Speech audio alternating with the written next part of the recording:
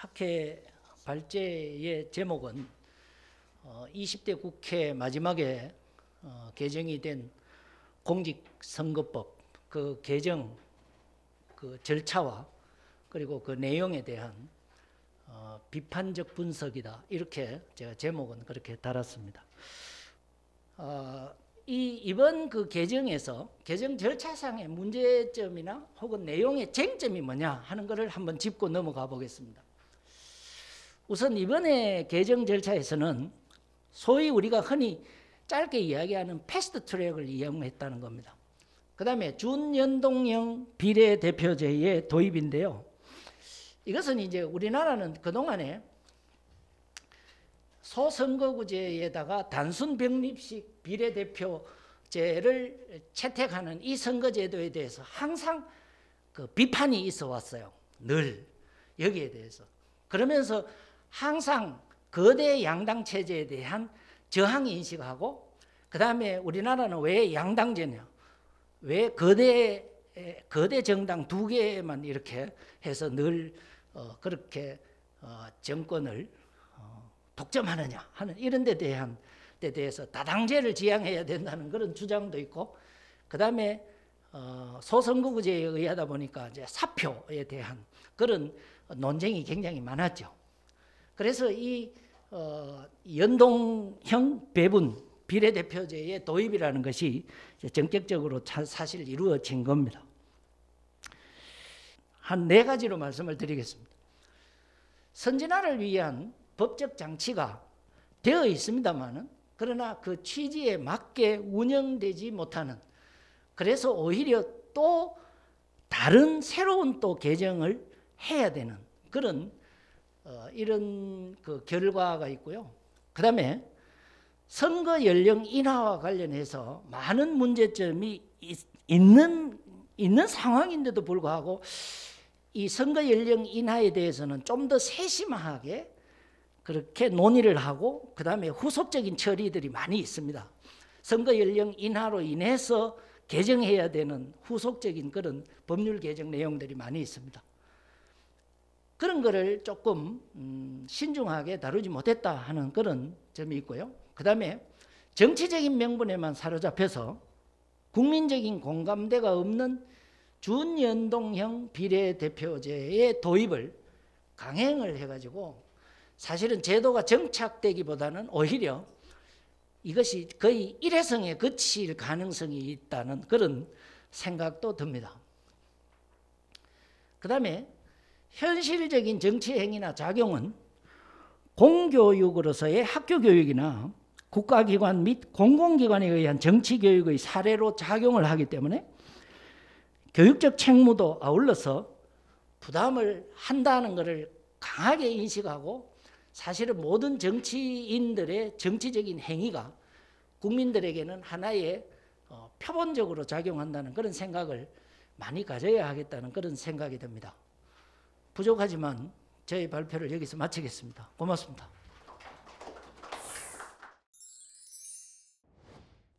최근에 민주시민교육이 강조되고 있습니다. 근데 민주시민교육은 뭐들 아시다시피 민주주의 사회를 살아가는 시민의 자질을 기르는 교육이라고 할 수 있습니다.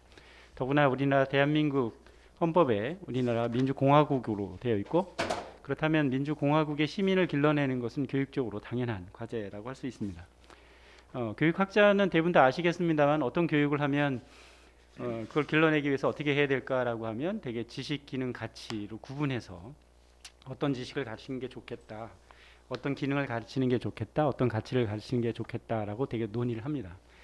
근데 한 번도 어떤 감정을 가르치는 게 좋겠다라는 논의는 없었던 것 같아요. 그래서 민주시민을 가르치는데 민주시민의 지식, 기능, 가치에 대해서는 논의가 있는데, 민주시민의 특정한 감정은 무엇일까라고 하는 것이 뭔지를 논의한 글이 없어서 제가 이 책 저 책보다 제가 좋아하는 여성 정치 철학자의 마타 누스바움이라는 분이 시민의 감정에 관한 정치적 감정, political emotion이라고 쓴 글이 있는데요.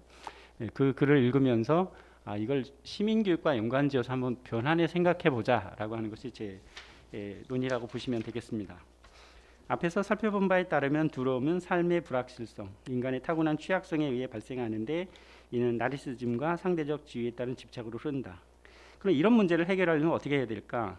인권과 민주주의, 사회 정의가 엄격히 유지 실현되는 사회를 만드는 거죠. 즉 이른바 한 사회가 정의롭게 흘러갈 것이다라고 하는 명확한 기준을 줘야 합니다. 그렇지 않고는 사람들은 불안할 수밖에 없고 어떤 상황에 처해도 나의 인권이 존중될 것이라는 믿음이 필요하고 내가 없어도 누군가의 전체적인 공공의 의식으로 의사결정이 이루어질 것이라는 믿음을 주는 게 중요한 거죠.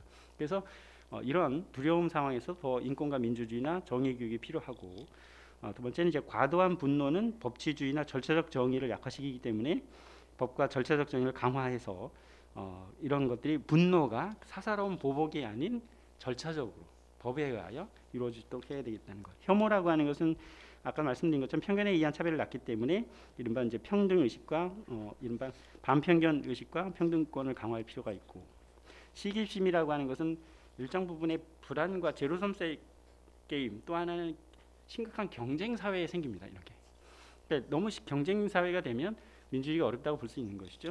그래서 이런 경우에는 이제 차별금지법이나 최소한 사회적 안정만을 구축하고 몇 가지 경제제도에 대한 어떤 보장.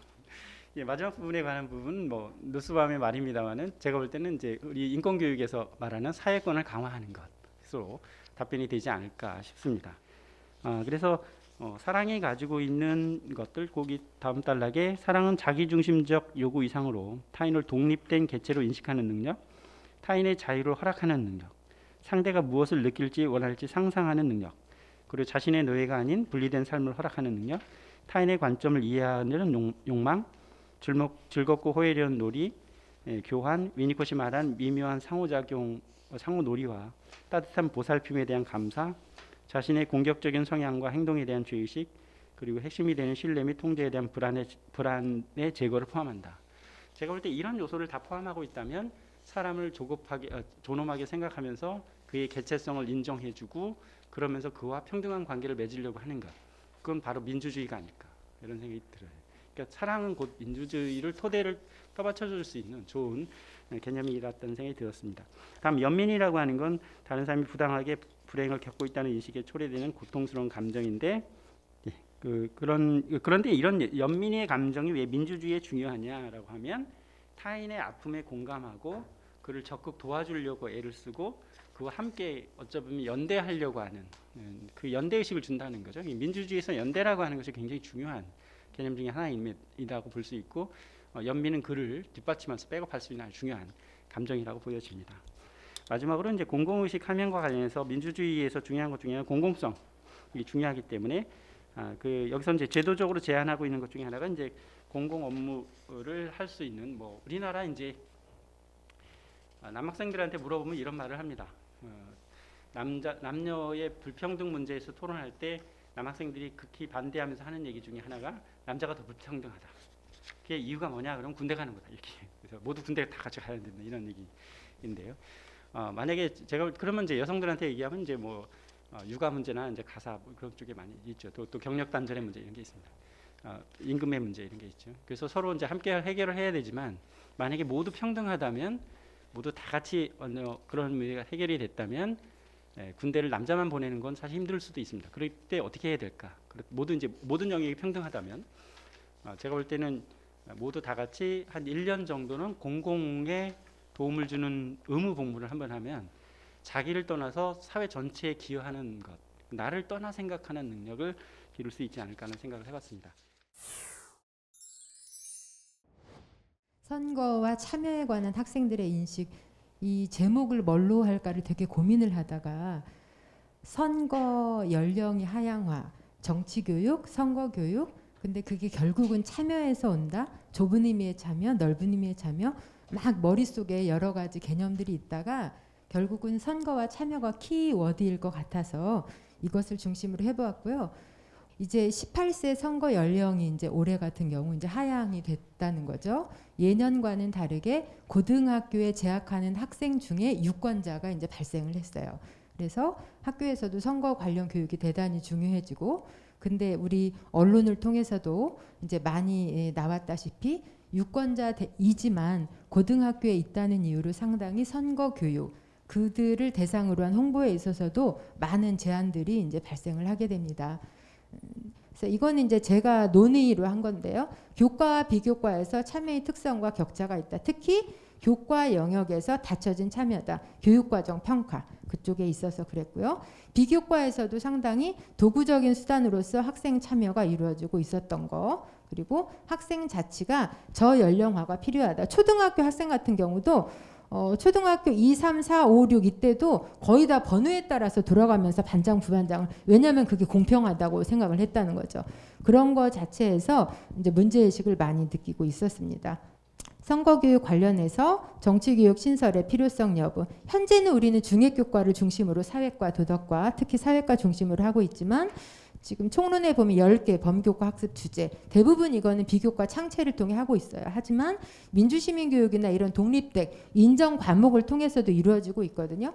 어떤 걸로 만약 한다면 이루어질 것인지 교사의 정치적 중립성이 바로 무엇인지 대의원의 대표성 학생들이 학급의 대표로 자치활동에 학교 자치의 대표로 갈 때 내 의견으로 가는 건가? 우리 학급의 의견을 어떻게 수렴하나? 다시 말하면 대의민주주의에서 대표자의 역할과 같은 이러한 것에 대해서 문제의식과 고민도 많이 이제 나왔었습니다. 학생들도 일상적인 토론 수업이 확대가 되어야 된다. 그리고 학교 밖 사회 참여.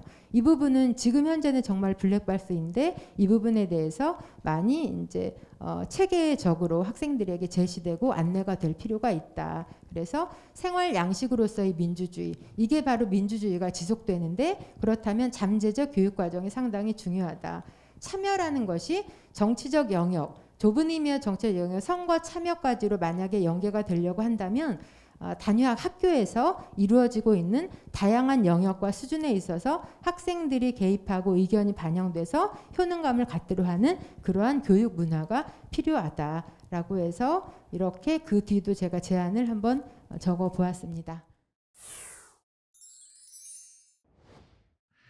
제가 준비한 논문의 주제는 이제 자유선거와 공정선거의 관점에서 선거 교육을 바라봤을 때 거기서 어떤 명확한 가치가 도출되지 않을까라는 고민에서 시작됐습니다.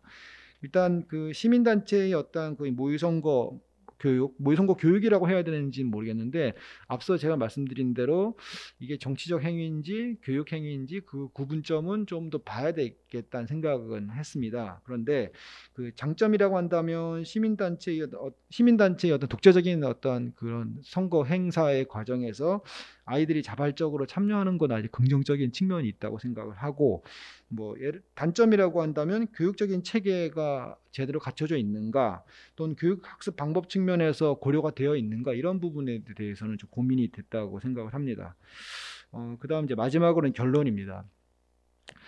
이양대립적 선거교육의 목표라는 좀 부담스러운 좀 제목을 일단은 이제 완성된 글이 아니기 때문에 달아놨는데요.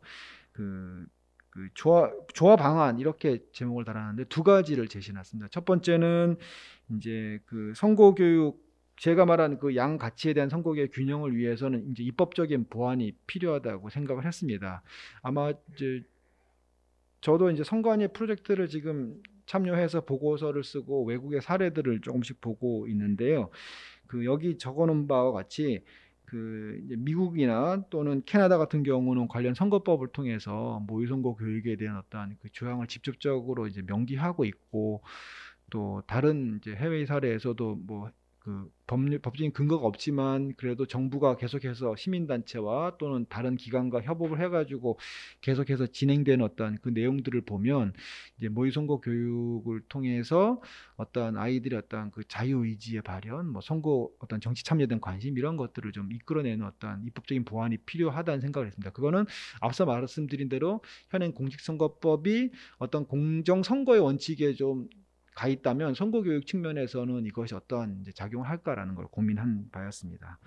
두 번째는 이제 교육학적 측면인데요. 이제 앞서 말씀드린 대로 사실은 이제 선거교육과 관련된 여러 연구에서 강조하는 여러 가지 어떤 가치들, 어떤 실제 사례를 중심으로 하는 논쟁적이고 공공 이슈 이런 것들에 대해서 이제 강조를 해 오긴 왔는데 그런 것들이 이제 어떠한 측면에서 어떻게 효과가 있느냐라는 것들을 또 제 깐에는 또 이런 이 글을 통해서 한번 의미를 좀 구분해 봤다는 측면에서 의미가 있습니다. 그렇다면 이 부분에 대해서도 우리가 교육학에서 논의한 내용을 조금 더 그 목적을 다른 시각에서 이렇게 좀 구분해 가지고 한번 바라본다면 이제 교육적인 어떤 논의 상황에서 나오는 그런 것 어떤 그 결론들도 조금 더 다른 방향으로 한번 갈 수 있는 단초가 제공되지 않을까라는 생각을 했습니다.